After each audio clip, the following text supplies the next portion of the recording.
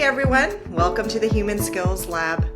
Because human skills aren't soft, they're essential. I'm Heidi Peace, an educator, and I'm so excited to be here with you.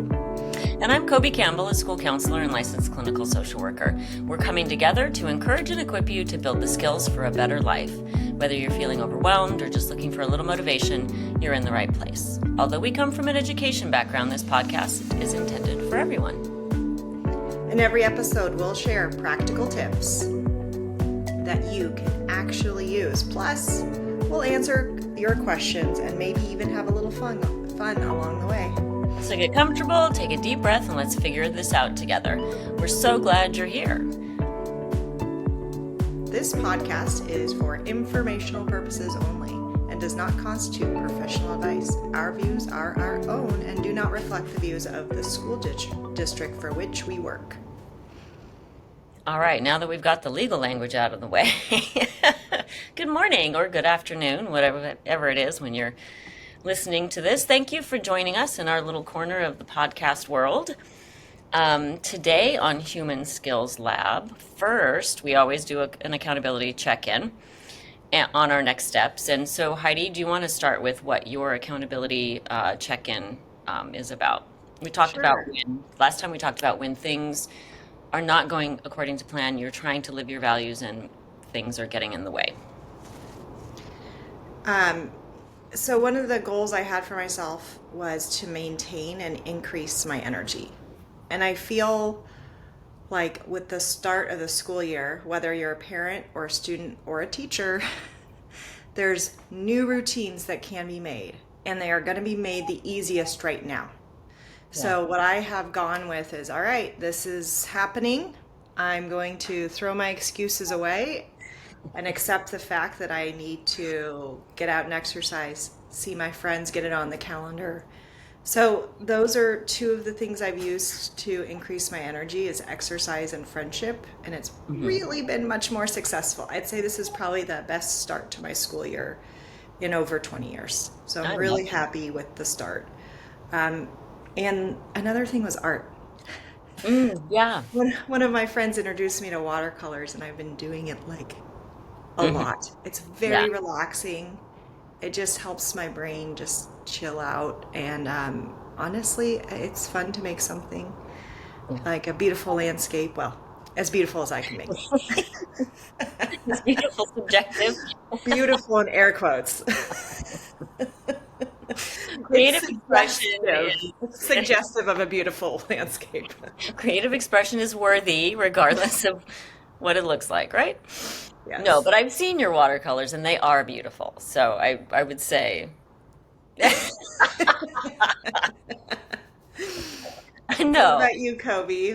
What are you doing with your my accountability for this last week was to maintain my exercise routine. When the school year starts and I'm trying to live my wellness value, the first thing to go is exercise because all of the things take over, or I let them take over. And so this time my intention was to move my body, just continue to move my body. And so while I think when I made this intention, it was more, I want to do something extra, yoga, go for a walk, do something.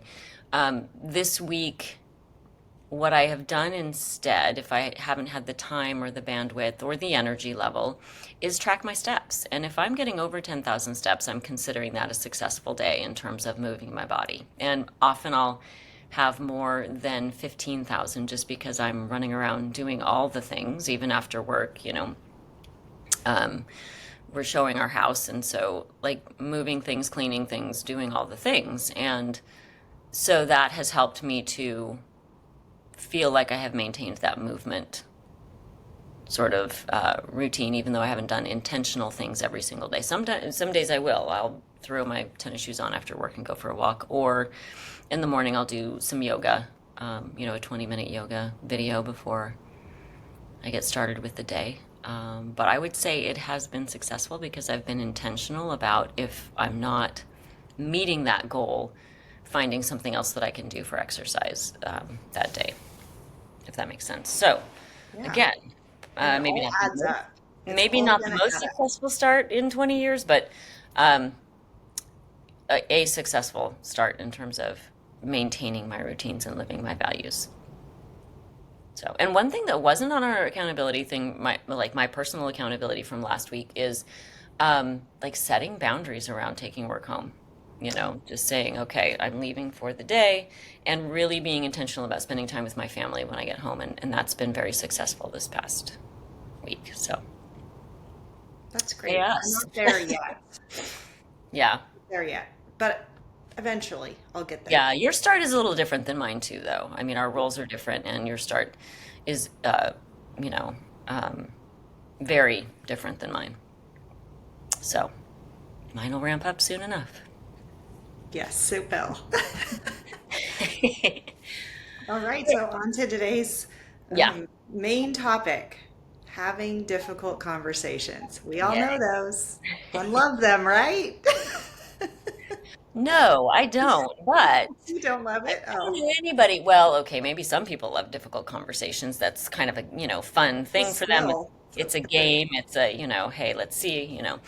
But when we're talking about productive, difficult conversations, I don't think like conflictual or, where there's differences of opinions um, or actual hurt feelings. I don't know anybody who loves those. no.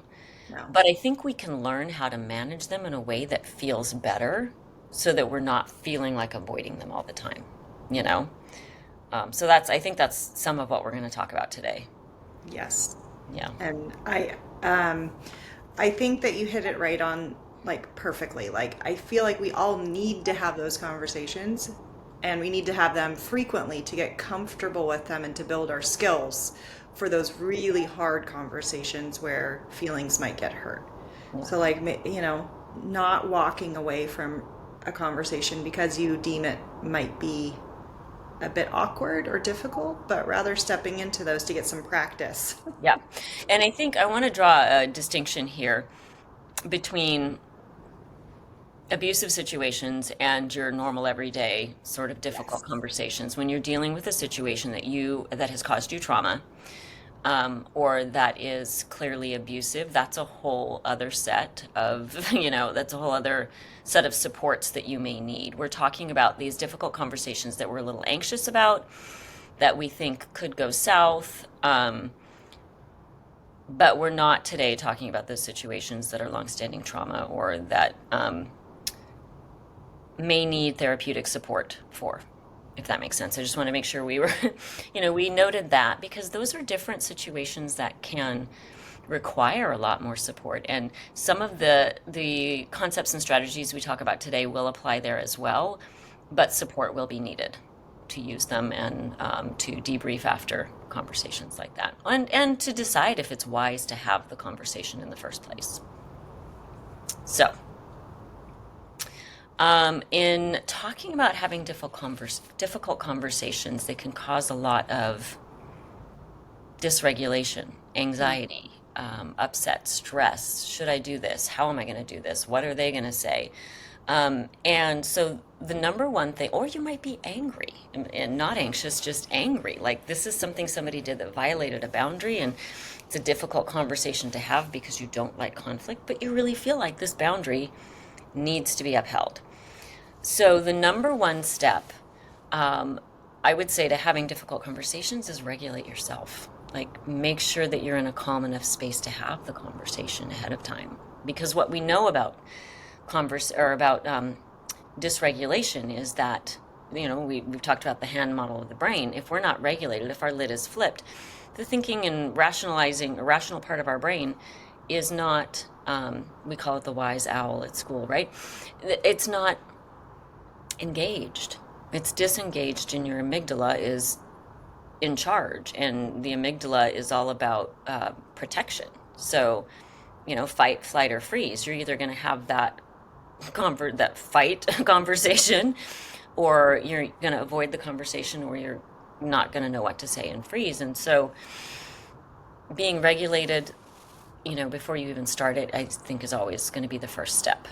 Um, And I was wondering if you could offer like a little test to see if you are regulated. Because many times I mhm. can sense whether a student or a parent or a family member, I'm like, ooh, You're not Hmm. regulated. I just But want to do you this right now. can't you can't say that Yeah. to them, and they feel like they're just fine. Oh, I'm Hmm. fine. I'm fine. I can have this conversation. So So I what can could be agree. a little test that we Yeah. could do for both ourselves and Hmm. also to watch for in other people? Yeah. So I think for the other people comes a little bit farther down in our steps, for having difficult conversations. For ourselves, what are you feeling in your body? Well, number one, do you know this is a trigger situation for you? This topic, this, person, this whole, if you know it's a triggering situation for you, you've experienced it in the past, then that's a clue that you need to really work hard on regulating yourself. And then where do you feel, how do you feel in your body? Like that's one of our first clues that we're dysregulated is that we're starting to feel things in our body. Anxiety, rapid heart rate. And that could just be nervous to have the conversation because it's a nerve-wracking conversation, or it could be this is more anxiety than I can handle in this conversation right now. I need to use a strategy to calm down, if that makes sense. Um, if you are already frustrated or angry, you might feel your jaw clenching, or you might feel tightness in your chest or your stomach. Like, I find that sort of this middle section and my jaw are where I feel a lot of my emotions. If I'm anxious, my heart will beat really fast. Well, also my legs will, be like jello. That's really fun. But well, yeah, especially when you're talking in front of people, that's helpful. Standing up, falling down. So check in with your body and see how you're feeling. Um, if you're noticing those signals that you are feeling, starting to feel those elevated feelings, what's the strategy that you're going to use? Like, have a go-to strategy that you're going to use to settle it. 4-7-8 breath is my go-to strategy. Breathing in for 4, holding for 7, and then breathing out slowly for 8, because that turns on the relaxation response. So that's the test for yourself. Like, check in with your body, check in with your thoughts too. If you're having sort of inflammatory thoughts, you may not be ready for this conversation, or, it could go south real fast. For other people, I think our next step, no, our third step, we'll get to the other people test in a minute. Okay. Um, so, in terms of regulation, know your own story, what triggers you have, check in with your body, and then what strategy are you going to use? 4-7-8 breath. Affirmations are good too when you're going into a different, like a strategy to regulate. Affirmations are good, and they can be serious affirmations, like, something that indicates that you can handle this conversation, that you're capable of it, or it can be sassy, whatever you need at the that moment, whatever your affirmation is that's going to get you in the right headspace to have that conversation. If So you let's feel, give an example of that. Like, I can do it would be a simple one that maybe we might teach Mhm, our children, or I can try, or I can mhm, get better, mhm. or I I'm can going to take do a my best. break. My best will be good enough, Yeah, right? I can take a break and come back stronger. Mhm. Um, or what would be a sassy one? Oh, Because those ones sound more like and they I would say stick in those my words, brain I'm better. a badass. I can handle anything that comes in this conversation. I mean, whatever your organic language or a way to pump yourself up or calm yourself down, depending on what you need to go into that conversation. Some of us who are, conflict averse might need a little bit of pumping up affirmation, and that might involve some language. Whatever your organic language is around calming or pumping yourself up, to have that conversation. I would say an affirmation would be good in that situation. And also knowing that you don't have to take on other people's negative energy.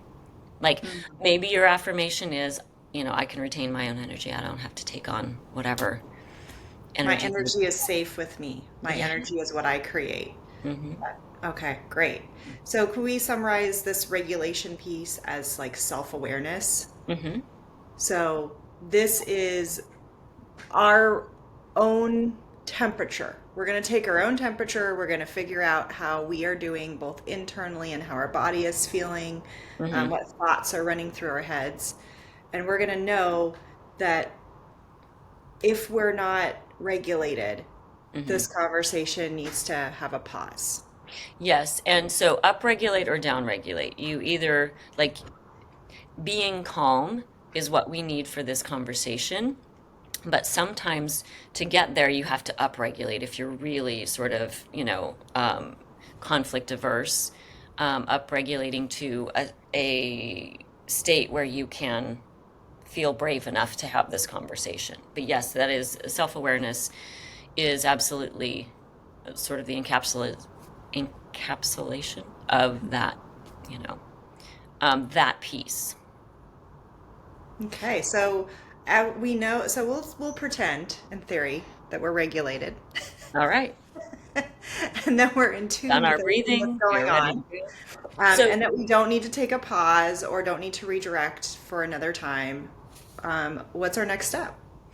so I think along with the regulation, this next step, consider it like there are just different considerations as you're going into this conversation. Are your expectations reasonable? What your outcome that you're wanting, is it reasonable? Is it, I mean, it might be worth having the conversation even if you don't have your outcome, come true.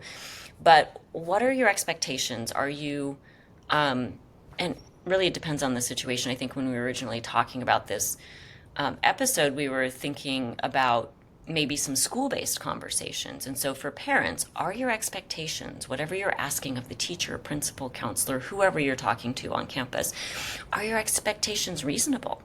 Hmm. Is it, are you acting out of emotion? And the same goes for teachers, in these conversations, and counselors and principals in these conversations as well, making sure we're regulated, what we're expecting is reasonable, and we're not acting out of, too much emotion. When you're advocating for something in particular, um, are you bulldozing? Are you coming on super strong? Versus are you entering this with the intent to find a solution, right, that fits for Hmm. everybody, not just trying to bulldoze? And this goes for work situations outside of school settings. This goes for relationship situations with spouses, kids, because sometimes as parents, we want what we want. We want our kids to do what we want them to do, and we may employ a little bit of bulldozing to do it versus stepping back and asking, are my expectations reasonable? Do they need support or scaffolding? And probably with spouses, we could use that too. Are our expectations reasonable? Do they need support or scaffolding? Um, are we ready to hear their perspective? Or are we, up on the bulldozer ready to drive right over them? So those are some considerations. And then what are you modeling for those around you, right? So like if you're in a conversation with your spouse, your kid, your kid's teacher, a parent, we want to model what we want from them. Yes. So just those are considerations. So then you regulate, consider how you're entering this conversation and if any of these things are present. And then the third one is, I think, the most important one: listen to understand instead of to respond. And that's where we have the test for how you know others are regulated, picking up on those nonverbal cues. Um, and if you feel like you can't get out of starting that conversation, even though they say they're fine, right? You reference that. Start the conversation, see where it goes. Maybe listening with the intent to understand versus respond will help them to feel seen and heard, and de-escalate that whatever's going on underneath the fine that you're like, are you really fine? Um, so when you are present with them, with your body language, you're making eye contact, you're nodding, you are summarizing or restating what they've said. Yeah. You're asking open-ended questions to clarify things. Um, you are expressing empathy. Now, that's a hard one, especially if we've got feelings going on. But I mean, that's the thing about difficult conversations is they cause emotions to bubble up. So Hmm. if we are able to retain that regulation and help the other person feel seen and heard, then you actually may get your chance, right, to feel seen and heard too. Yes. If they're fine at the beginning and you are listening and affirming and helping them feel understood, they may actually be fine by the time it's your turn, if that Yes. makes sense. Um, it's not magic. It doesn't always, work. Some people are too too fine, to get to a point where they can in a conversation. Um, but that's when you notice things. You're noticing things to them all along. I notice that you're crying. You seem really Mm. upset by this. I notice that you're really tense right now. What's going on? So you're noticing when you're restating and summarizing and listening to understand, you're noticing their body language to them verbally, Mhm. which helps them to feel, and you may get back, yeah, I'm angry, but if you're regulated enough to hold that and be there for that and work through that with them, then there's a chance you can find a solution, if that makes sense. Yeah, so let's summarize back those first three Recap. Yeah, steps. I said a lot of words. Well, this is a lot of really good information that people are going to use. So Yeah. I want to make sure that we can really distill it down. The first one is you need to be regulated and you need to have built up the skill of Yeah. self awareness to be able to determine if you are regulated. Yeah. And then you need to have kind of like a more, I'm trying to come up with the right word, but like universal perspective where you are considering the needs of others. You are Open-minded, I considering think. the needs of the situation. Hmm. Um, and you're looking at the expectations that you have and maybe that the other person has too.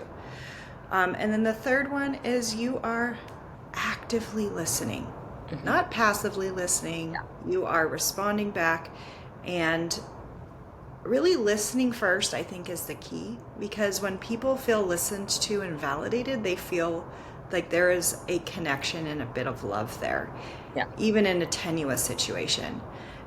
And like you said, they might even just be fine after you've just listened. Yeah. Maybe that's all they needed. Maybe they didn't need the actual conversation, they just needed to be heard.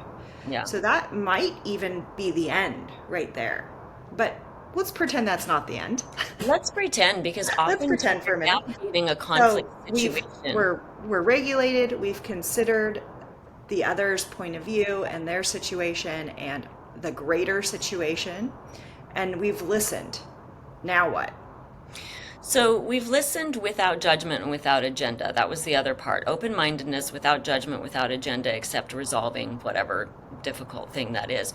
We've heard them. Hopefully they'll give us a chance to be heard as well. I mean, that's the whole idea, right? Is to have, if there's something we need to express, if we're starting, then we need to also stay regulated within that conversation. If we haven't started with them, if we are the one who is starting the conversation, um, we need to be sure we stay regulated and don't use inflammatory language, if that makes sense. And then they will have a chance to respond, constantly checking in with ourselves, because it's likely they're going to say something that does trigger a physical and emotional response. So continuing to stay regulated. If they're not in the place where they can have the conversation and they're saying inflammatory things or doing things that are making us uncomfortable, we can always say things like, if it's a personal relationship, I love you too much, I value, and if it's not a personal, I value our relationship too much to continue this conversation right now. It doesn't feel like we're getting anywhere. I wonder if taking a break right now and coming back to this would be a good idea. um, because it can go south real fast. And if you continue down that road, you may or may not be able to come back. And if emotions are triggered, sometimes we say things that we don't mean in the moment, or that we mean but would never say, right? It's a think it or say it moment. And when our amygdala is in charge, we may just say the things that really would not be productive. So I would say,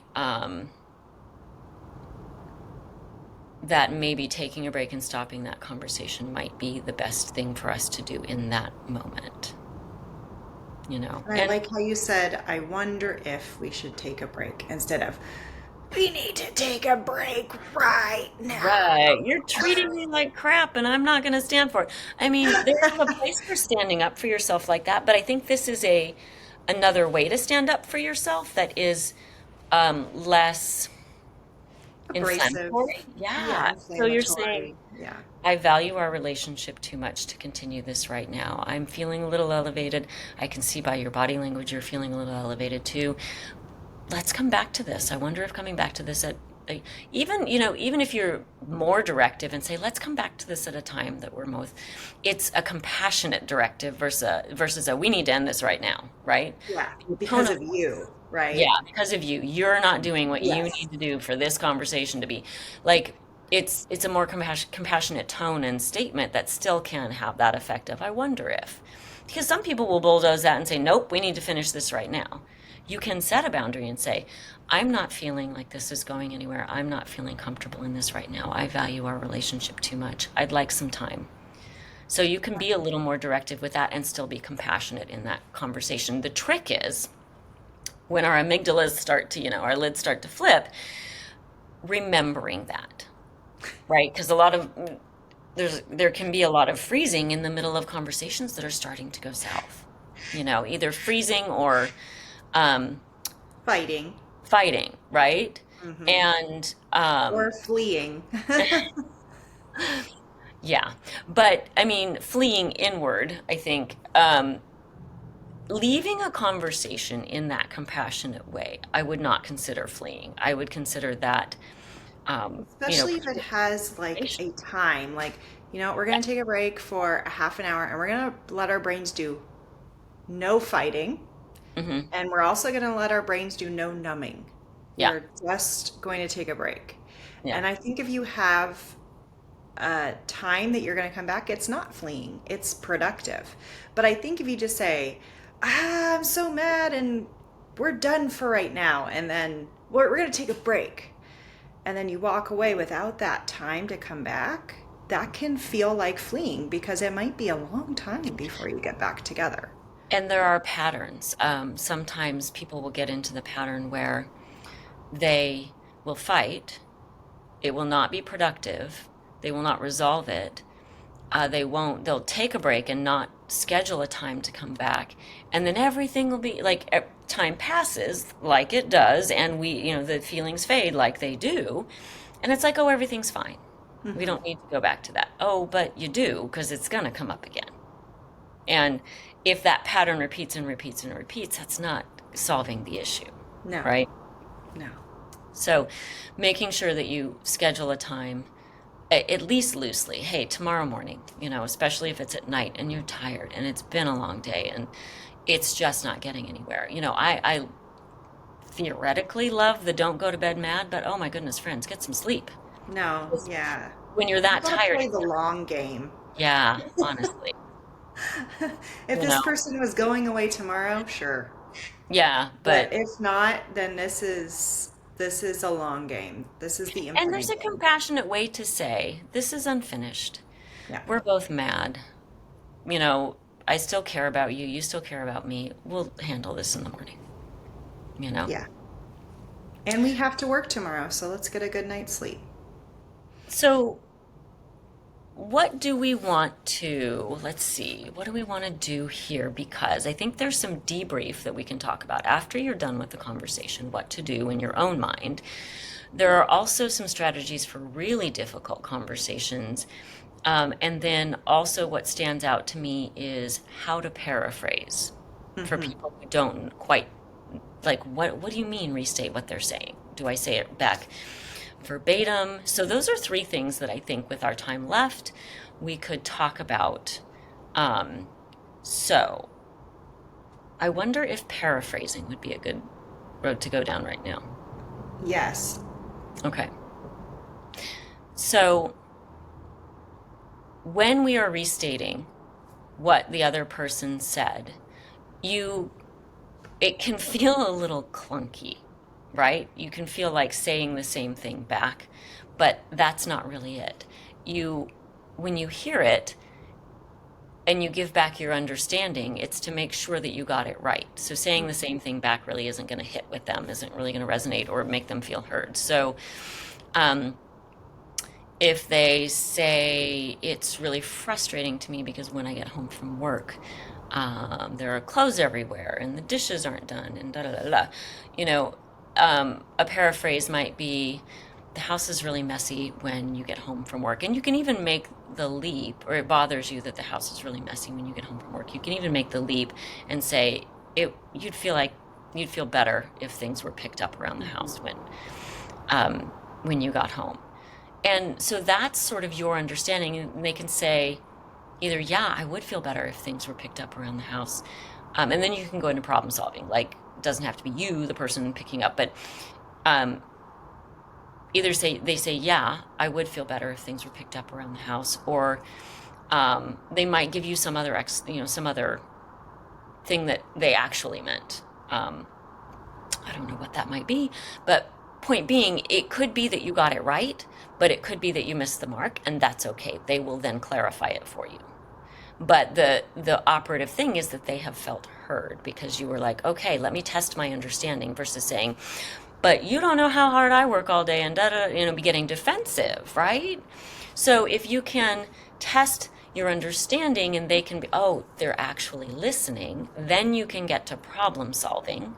You can also say, I do work really hard every day and I need help with, maybe we need to come up with a chore schedule, get the kids involved or whatever. So So them you can feeling, go through some problem solving yeah, so them if feeling both heard. members are calm, regulated, listening, and open to it.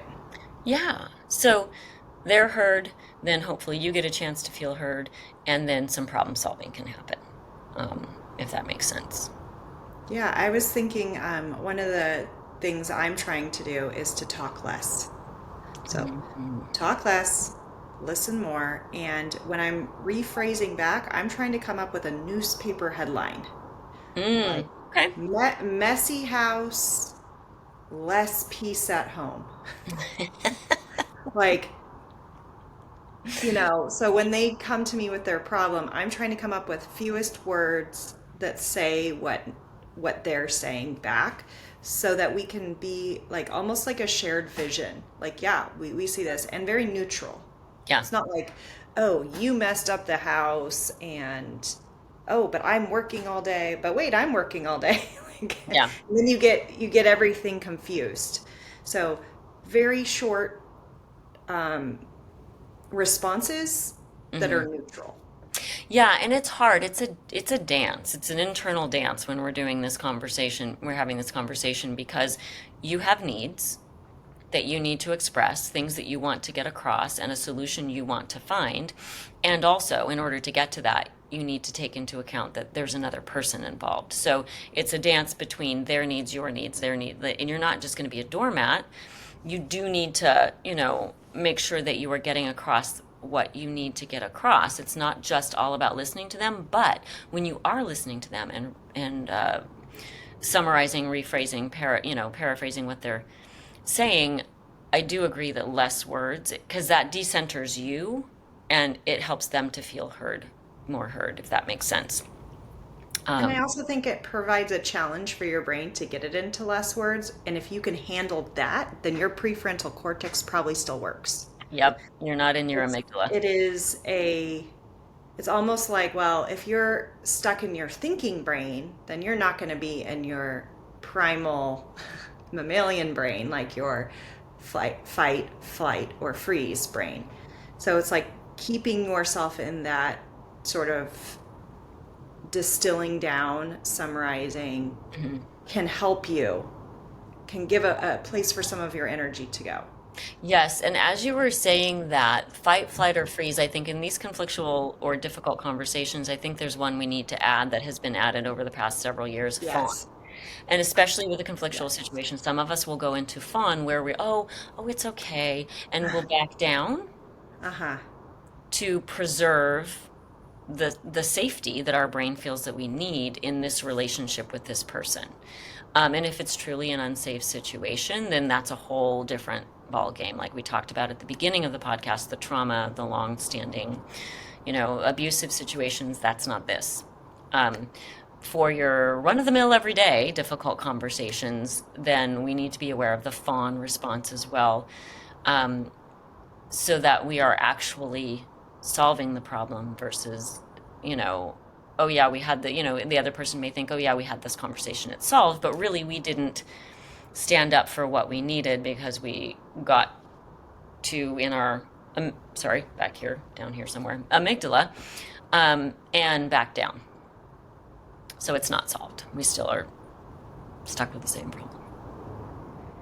So we've talked about regulating, how to do that, when to do that, how to know you need it. Considerations for going, and all of that has a lot to do with self-awareness. So building our self-awareness as a human skill is important.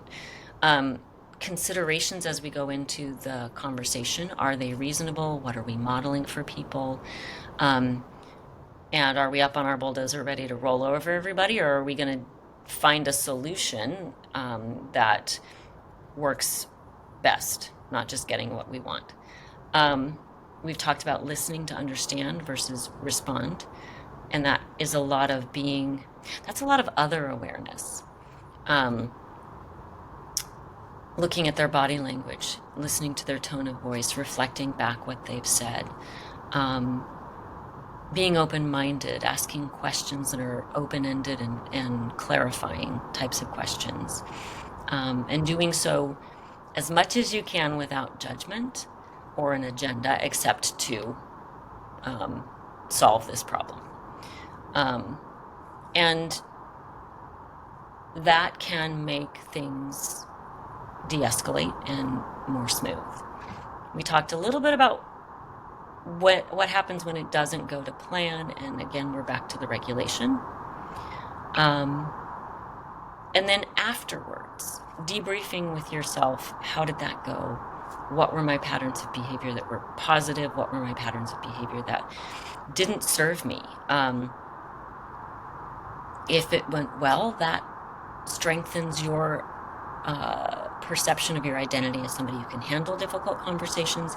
If it doesn't, like, how you interpret this interaction is important, right? Because we become our story that we tell ourselves. So if it didn't go well, we need to excavate some thoughts, feelings, beliefs that we are likely to develop about ourselves from this situation. So looking at those good things that you were able to do in the situation, if that's compassionately suggesting a break and walking away, if that's retaining that self-regulation even for a short time, whatever good that you did do, you were able to do in that conversation, really reflecting on that and giving yourself, a pat on the back for doing that, especially if it didn't go well. How we handle future difficult conversations, how we interpret this will affect how we handle future conversations like this, whether we are more avoidant because it didn't go well, or we are willing to step in even though it didn't go well. It all hinges on our interpretation of what happened and how we handled it and what we're capable of. So I guess my encouragement to people would be to really look at those things that you did well, and even the ones that you did partially well, and give yourself some grace and some encouragement for the things that you did do well, so that the next time you can say, okay, I can build on this. This didn't go as well as I wanted it to. It wasn't all under my control. I did the best that I could. Next time, here's what I'll do differently. And you notice that progress. Yeah, absolutely. And what happens when nothing goes to plan? Crawl back in a cave and lick our wounds. No. When nothing goes to plan, then you have to adjust your expectations, I think. Just off the top of my head, I'm thinking, well, then I'm just going to have to adjust my expectations. Maybe this is a person that's safe for me to be around. Maybe it's not. Maybe this is a situation that's not going to change, so I have to change my expectations. Maybe it's a situation I have to get out of. I think it varies highly. But or maybe it's just something we come back to at a different time when the other person is more regulated and ready, when, like, especially if we weren't able to hang on to our regulation, maybe it's just something we practice and come back to later. I think that's where that debrief of the situation, like sitting with yourself and reflecting, how'd that go? And in the moment, if you think it's an irredeemable situation, give it time.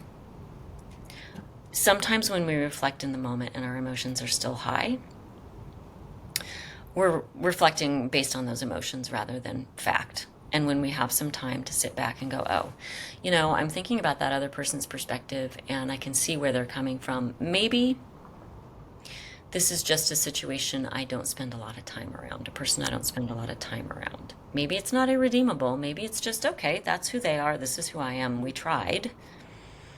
And maybe we reduce our time together. Maybe we go back and try again later. You know, it's going to be highly variable based on the situation, I think. So you have a right to protect yourself Yeah. and to understand when maybe a situation is just not changeable right now. Hmm. And then become clear about that and then maybe find some ways. Now, what happens when somebody comes to talk to you and Hmm. they are trying to bulldoze, Hmm. they are trying to attack? Hmm. Maybe it's verbally, not to the level of abuse, Yeah. but they are not looking to solve a problem. They're looking to tell you something and maybe just take out whatever frustrations they have in their life, and you are just the lucky recipient. Lucky you. Yay, you won. Yeah. So what do you do then? What's a strategy that you have for those people that come out with guns blazing? I mean, you can cut it off if you feel capable. You can cut it off right there and say, I can see that you're so. I mean, reflecting back is always going to be a helpful thing to do because then that alone can decrease the intensity of their feelings. Um, I see that you're really upset, and I'm wondering if this is the best time to talk about this. I Mm, wonder if another time when we can be a little more calm, I'm really interested in finding a solution with you. Like that right there can decrease. But I don't know about you. If somebody comes at me guns blazing, I'm gearing up, right? So we have to again come back to that self-awareness. What am I feeling in my body right now? And if you're capable of saying, wow, I see that you're so upset. This means a lot to you. mm. I'm wondering if this is the best time to talk about this, if we can calm down a little bit. And I would not suggest telling them to calm down. That never works. But just saying, I wonder if we can find a more calm time, time when feelings aren't so high to talk about this, because I'm really interested in finding a solution with you. Oh, I like that calm Yeah. time because Hmm. it directs it away from them Yeah. and it comes across a lot less threatening. Yeah. And I want to highlight another word you used earlier was elevated. It's like Hmm. you just said elevated, which I loved because then they couldn't misconstrue and be like, oh no, I'm not elevated, I'm furious, or because sometimes if you said, I'm mad, Hmm. or I see you're mad, and they're like, no, actually, I'm just really sad that our relationship has turned into this. And you've Yeah. misjudged their emotional state. So I love your more generic word of Hmm. elevated because it says we can't yet have this conversation, but it is not infringing upon what they might be feeling. Hmm. Your inferencing may not be the best, or maybe they're not really aware of what they're feeling. Could be And I either think of that those things. in those conversations, it is okay to take a guess. I think that's totally fine. And like I said, they'll tell you if you're wrong, right? But if someone's coming in hot and you see they're coming in hot, elevated is a good sort of neutral.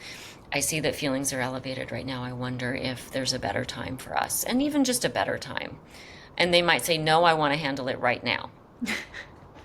Okay, so then you start to do your active listening. And if that is not working and they are just heaping on verbal abuse, again, you can try to cut it off or you can gray rock. Now, there is no um, research behind this, but it has been, I think that the majority of the places it's been sort of referenced is with narcissistic abuse. And I'm not talking about narcissistic abuse here. I'm just talking about sort of another way to kind of talk about it as vanilla ice cream phase. You're not giving them any reactions because if someone's coming in that hot, chances are good they're looking for a reaction from you or to make you feel a certain way, usually small. And so you become as uninteresting to that person as possible. You nod, you give short, factual answers, um, non-committal answers. You avoid arguing.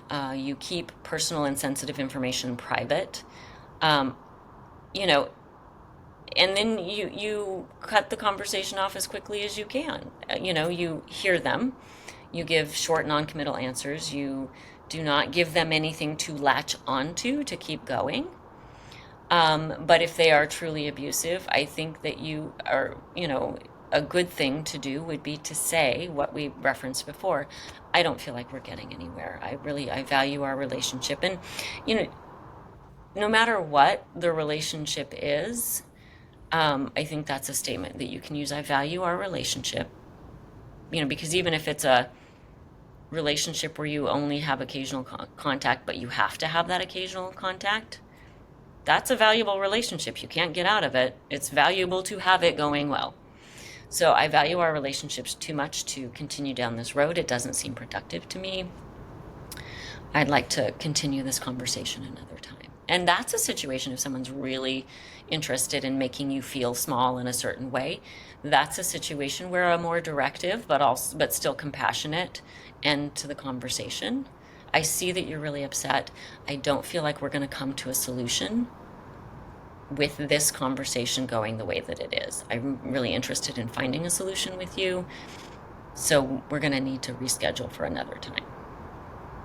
So, but yeah, the gray rocking, you're not trying to be rude or non-responsive, just to protect your energy and give them nothing to latch onto to continue the abusive behavior, if that makes sense. And I mean that in the general everyday sense of like yelling at somebody or, insulting somebody. We Yeah. all, I think, have had those situations where someone comes in hot because they're mad and they're raising their voice and they're not particularly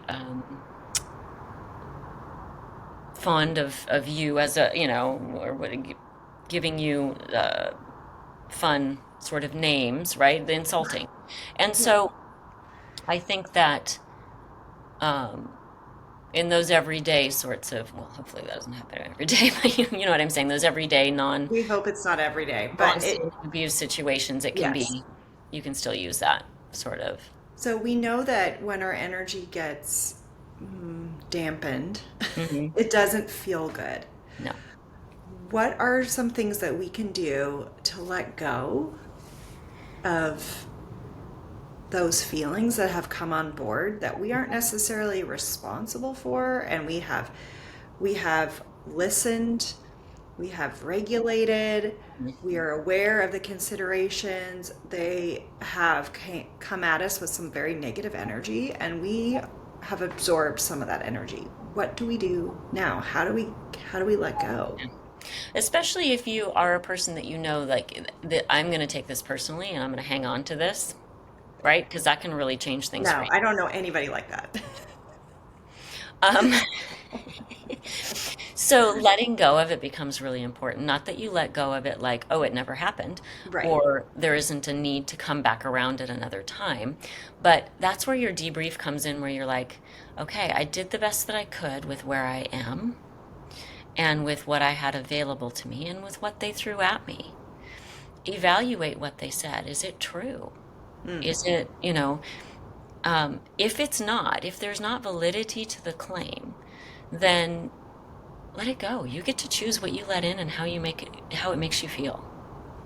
Just because somebody said it doesn't make it true, doesn't mean you need to let it in, right? I give the kids the analogy of The Incredibles, the movie The Incredibles, where Huh? Violet has her force field. Throw up the force field. Like, it you don't have to let it in. They can throw whatever they want at you, but it doesn't have to be yours. It's theirs. Like, put it where it belongs. The other things that you can do are physical. Go for a walk, shake it off, dance it out. Like something to like physically shake the ick off, can be really helpful. I heard on a podcast, oh, it was years ago now, but how dogs, when they have a stressful interaction, when they shake everything and it all goes flying, humans do that too. It feels a little silly, but go for it, or I go for a see I walk see or a run. ducks doing that too. No, right? Like they have like a little skirmish and then they Hmm. shake out their wings Yeah. and that's a great I know, right? visual. Yeah. Like I mean, even just if you're just doing it mentally, if you want to do it physically, go for it. You'll feel silly, but it might put work. on a little Taylor Swift, and you Exactly. got that. Not in my house, but I mean, I would listen to it. The rest of my family would revolt. But Earbuds, earbuds. earbuds. Okay, so the joke in my family is that, we're old, and so we used to call AirPods AirBuds, and so my kid goes, "What do you mean, basketball playing dogs?" You know the movie Air Yes. Bud. So that's the joke in my family. Can never figure out what do I call those things again. So anyway, little side note. So what? So okay, let's go over everything once, and then we're gonna do our tiniest next step. Okay. So last run through of everything. Stay regulated. Know Yes. your own story. Know where you're coming from. Consider the situation from as many perspectives as you possibly can. Hmm. Listen, decenter, try and be as neutral as possible and While still getting actively your needs met, right? and yes, and actively respond. Use open-ended questions and paraphrase back instead of saying the exact words that they said like a parrot.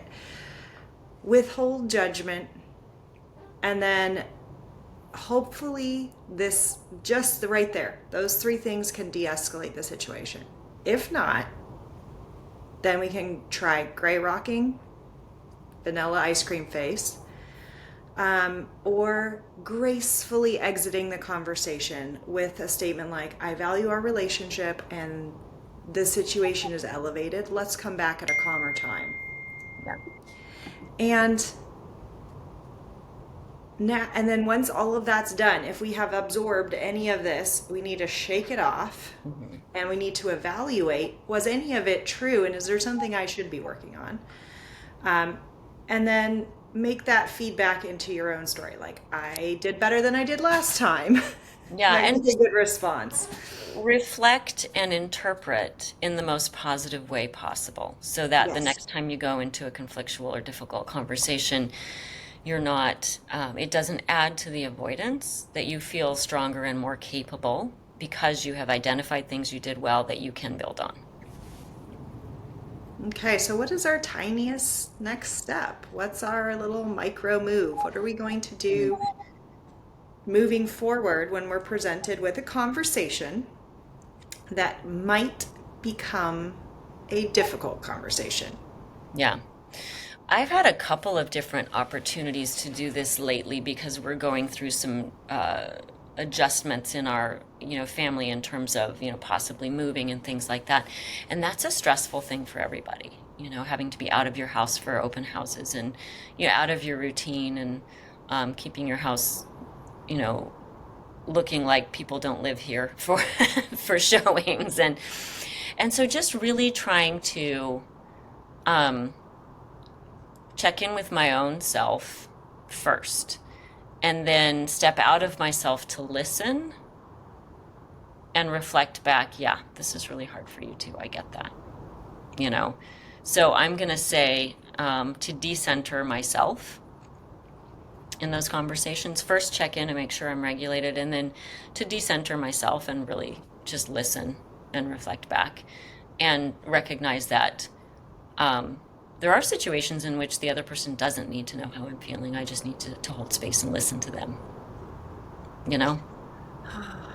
That is the same thing, but only said much better by you.